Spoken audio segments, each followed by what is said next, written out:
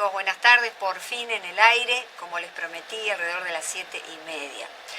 Hoy vamos a hablar del movimiento Me Too. Todas las preguntas y todas las respuestas. Por lo menos las preguntas y las respuestas de los temas más importantes. Y ustedes también pueden participar y escribirme aquí su pregunta. Yo estoy a la espera de ellas. Este análisis de hoy lo vamos a hacer desde una perspectiva histórico-social, para poder comprender mejor nuestro presente de mujeres y poder diseñar un futuro próspero, un futuro para nosotras, las mujeres, como grandes hacedoras de la paz en el mundo. Ustedes saben que si nos vamos a la mitología griega, existe una figura alada femenina que se llama Medusa. Tal vez ustedes la hayan escuchado nombrar o la hayan visto. Para que tengan una idea, allí ven la foto de lo que es la Medusa. Era una mujer tremendamente horrible, con una fealdad tremenda, y en su cabeza, en lugar de cabello, llevaba unas víboras enfurecidas. Este símbolo lo pueden encontrar ustedes también, para situarlo dentro de la época actual, lo pueden encontrar en Versace. En Versace, y ahora vamos a verlo, tiene a la Medusa como el símbolo de su ropa. De acuerdo con una historia de la época clásica, Ovidio en su Metamorfosis nos cuenta que en realidad Medusa era una mujer muy bella. Esto despertaba el celo de diosas y mujeres por igual, pero también el deseo de los hombres y de los dioses por igual. Debido a esta belleza, en una oportunidad, Poseidón, el ser mitológico Poseidón, la viola en el templo de Atenea. Ustedes saben que Atenea era la diosa griega, celebrada por los hombres y por los dioses, porque era la única capaz de equipararse intelectualmente con la sabiduría y toda esa fuerza que el hombre se autodeterminaba, ¿verdad? O sea, porque en aquel momento, como ahora, no hay mucha diferencia, es un mundo de hombres. Entonces, en ese mundo de hombres ocurrían estas cosas como ocurren hoy en día. Entonces, Atenea condena a esta belleza, a esta mujer llamada, a este símbolo femenino llamada Medusa, a una fealdad horripilante, en lugar de condenar a Poseidón, que era quien había violado. La realidad es que esta escena pudiéramos trasplantarla perfectamente a nuestra época actual, ¿verdad? De hecho, el psicoanálisis, la historia, se han ocupado de este personaje, muy particularmente en el siglo XX, las feministas. Las feministas la tomaron como el símbolo de la ira de la mujer, de la ira de la mujer para lograr la igualdad, para preservar sus derechos. Esta cosa enfurecida que representaba la Medusa, ¿verdad? Entonces, tenemos que preguntarnos por qué ahora surge este movimiento Me Too. Pero antes de eso, digamos que hacia el 2006, Tarana Burke, que era una activista de derechos humanos americana, desarrolla el movimiento Me Too. Este movimiento tendía a agrupar y defender los derechos de todas aquellas mujeres afroamericanas asaltadas sexualmente. En el 2016 sabemos que Alyssa Milano, una celebridad de Hollywood, toma este movimiento y diseña el hashtag MeToo para colocar en Internet. Y así comienza todo este movimiento que implica, sin duda, un cambio de paradigma cultural. ¿Qué quiere decir paradigma? Un cambio en la manera en que los hombres ven a las mujeres, un cambio en la manera en que la propia mujer se ve a sí misma. Esto es lo interesante de este movimiento. Pero volvemos a esta pregunta. ¿Por qué ahora y no en otra época, verdad? ¿Por qué esto se ocultó durante tantos años y se puso debajo de la alfombra? Tenemos que profundizar, como siempre yo les digo. Desde mi punto de vista hay 4 causas. La primera es la época en la que estamos viviendo. Vivimos, ustedes saben, en la posmodernidad, en la época posmoderna, que nació con la caída del muro de Berlín en 1969 y el fin de la Guerra Fría.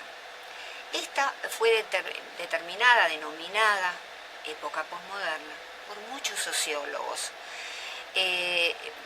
Por supuesto hubo uno muy importante que fue el sociólogo Bauman, y Bauman a esta época moderna, posmoderna, le denomina modernidad líquida en contraposición a la modernidad sólida. ¿Qué es esto? Que parece difícil, es muy fácil. La modernidad sólida es la época bastante anterior a la caída del muro de Berlín, en la cual había valores que surgieron alrededor del siglo XVII, XVIII, y verdades generales que la gente seguía. En la época sólida, es decir, había solidez de relaciones, había solidez de principios, y la humanidad, al menos en Occidente, seguía 4 grandes relatos que prometían terminar con las penurias del hombre. El relato cristiano, el relato iluminista, el relato capitalista, ¿verdad?, que era tan importante, y por supuesto, bueno, el capitalismo sigue siendo un relato importante, y el marxista. Estos son los 4 relatos. Ahora, ¿qué pasa? En el correr del tiempo, estos relatos no cumplieron su fin de solucionar los grandes problemas acuciantes que los seres humanos tenemos. Y entonces entramos en lo que Bauman llama modernidad líquida, hacia la caída del muro de Berlín aproximadamente.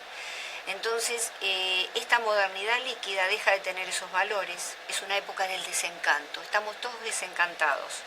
Entonces, no seguimos principios universales ni valores, cada uno tiene su propia verdad, cada uno tiene su propio principio, ¿verdad?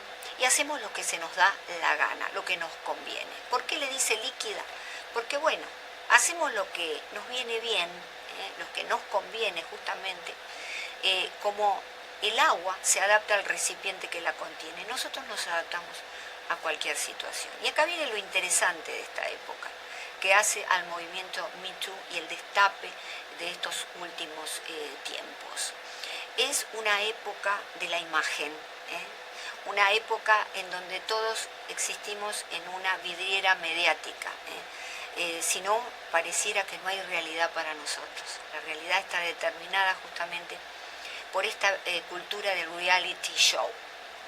Bueno, esta es una de las causas. La segunda es Internet, dentro de esta época, ¿no?, que se une como una gran revolución tecnológica en las comunicaciones, desarrolla una democratización de la opinión de todos. Entonces todos nos manifestamos como se nos da la gana y salimos. Y lo que antes la mujer tenía que denunciar en la policía, en un diario, en una revista, y no era escuchada, sino que era, como les decía antes, el problema negado, puesto bajo la alfombra. Ahora sale con una cámara y lo dice abiertamente. Por supuesto, el presidente que emergió, el presidente Trump, es un presidente que se acompaña a esta época y dice lo que se le da la gana por los medios. Entonces favorece este destape de la mujer, ya que hay un permiso. El presidente del primer país del mundo está utilizando Twitter para contar sus emociones, sus opiniones. Esto favorece este destape. Y el cuarto elemento muy importante, que es el periodismo. Antes el periodismo se reía o no le daba importancia. Ahora el periodismo investiga las declaraciones, investiga realmente las denuncias de estas mujeres, ¿verdad? Debemos decir sin duda que el acoso sexual es una cuestión de poder. El acoso sexual no es seducción, es netamente poder. Ni siquiera es deseo sexual, es una cuestión de dominación, del más fuerte que quiere dominar al más pequeño. Es decir, generalmente del empleador, del hombre con poder o de la mujer con poder, aunque vamos a ser sinceros, generalmente el 90% son los hombres que acosan a la mujer. Entonces, son hombres en situación de poder y mujeres que no tienen ninguno y que se ven obligadas a decir que sí en muchos casos para mantener el trabajo. Henry Kissinger decía que no había mayor afrodisíaco que el poder, es decir, que despertaba toda esta necesidad de placeres físicos y lanzaba a los hombres y en algunos casos a las mujeres a la búsqueda de capturar pareja, digamos, por la fuerza como sea.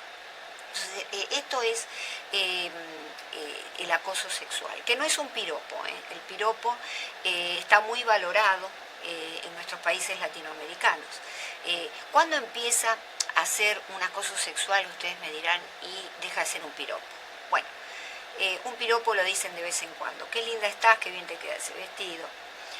Y es una cosa que uno lo ve y uno lo siente, que es amigable, que es algo que viene desde la mejor parte de esa persona, de ese amigo. Pero cuando ya la invitación a salir, el piropo, las miradas indiscretas son constantes de todos los días y ustedes van a la oficina, a su trabajo y tienen detrás a esta persona que aunque ustedes le dejaron bien en claro que no quieren saber nada, insisten, bueno, esto ya es el acoso sexual. Por supuesto, aquí se denunciaron también casos de pedofilia, porque el acosador sexual puede serlo por poder, como le dije, pero también puede ser porque padece una psicopatología. En realidad es una perversión, que es la pedofilia, ¿verdad? Y lo vimos lamentablemente con el caso de este coach que violó a tantas niñas, a tantas mujeres jóvenes, ¿no? Con lo cual nos damos cuenta que no importa que un pedófilo sea castrado químicamente, el pedófilo puede realmente asaltar con las manos, como en este caso. Es decir, que estas son las cosas y es importante hacer desde ya las diferenciaciones. Entonces, este movimiento Me Too, ¿llegó para quedarse? ¿Ustedes qué piensan? ¿Llegó para quedarse o va a ser una moda exclusivamente que va a pasar, como tantas otras modas, desgraciadamente? Bueno, nosotros podemos, desde lo social y desde la familia, garantizar que este movimiento perdure. En principio desde lo social, y acá retomamos de nuevo a nuestra figura alada griega, femenina, a Medusa. Transformar ese poder de ira, denominado ira, furia femenina, en una fuerza de persistencia, de continuación, de llevar todos los casos por vía de la justicia, de no transformarlo en una revolución, sino en una renovación de las normas que hasta el momento rigen. Es decir, vamos a rescatar la etimología de la palabra medusa. Usted sabe que medusa significa en el griego protectora, guardiana. Vamos a ser protectoras, guardianas de la dignidad de la mujer, del respeto por la mujer. ¿Cómo lograrlo? Acá viene el otro consejo importante, desde la familia. Eduquemos varones que respeten a la mujer.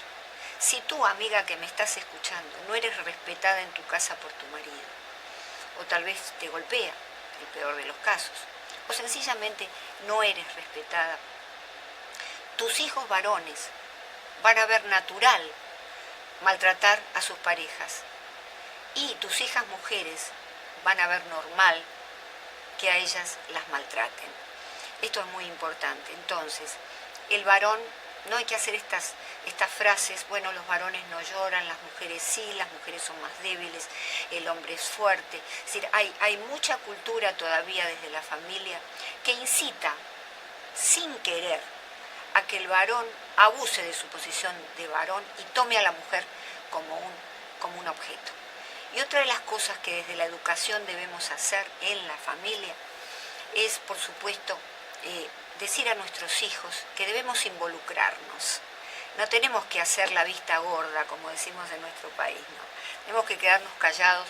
Si vamos a la oficina, vamos a la empresa y observamos que hay un caso en donde un hombre o una mujer está siendo acosado. Una feminista, y yo no soy feminista, pero me gustó esta frase y por eso lo tomé, Simone de Beauvoir, dijo que el agresor no puede agredir sin el permiso y sin la complicidad del resto de los oprimidos. Es decir, qué importante que es saber que debemos acompañar a la persona y ayudarla y apoyarla para que denuncie y si no hacerlo nosotros. Es decir, recordemos que el apoyo mutuo es muy importante. Yo creo que habrá otras preguntas, pero esto ha sido un pantallazo, digamos, de este movimiento, con una mirada hacia atrás, para saber que en este presente ocurren las mismas cosas que ocurrieron por siglos. Allá, cuando las primeras especies de Homo sapiens aparecieron y el hombre físicamente mucho más fuerte que la mujer comenzó a dominarla por esa fuerza física que después la continuó y se autodenominó como el más fuerte también intelectualmente. Y debemos decir que no es así, tampoco es más fuerte la mujer intelectualmente, hay complementos. Son esta cosa maravillosa de la igualdad complementaria y de la igualdad dilemática, de empezar a pelearnos entre los sexos, creando un dilema a ver quién es más fuerte que otro. En esta oportunidad los dejo con una frase para pensar. Einstein dijo alguna vez, el mundo es un mundo violento, no por aquellos que lo violentan y lo agreden, sino por aquellos que se sientan y no evitan que la violencia suceda. Espero ahora sus preguntas y me voy a fijar aquí si ustedes están preguntando algo. Gracias a todos, Agustín Ranguni, Yamilet Salazar, Ami Puentes, Roberto Heredia, Marcelo Ferreiro, Roselbat, Alejandro Rodríguez, está viendo el video. Muchísimas gracias. Desde ya que si ustedes tienen algunas preguntas o si están en este proceso de reflexión acerca de lo que escucharon, bueno, va a quedar colgado en Facebook y también va a estar en mi canal de YouTube, www.unifamilia.com, y allí pueden insertar sus comentarios y yo, en cuanto tenga el tiempo, voy a estar atenta para ello, les voy a contestar sus preguntas. Por ahora les voy a dejar hasta la próxima semana con otro tema importante que les voy a anunciar en breve. Chao.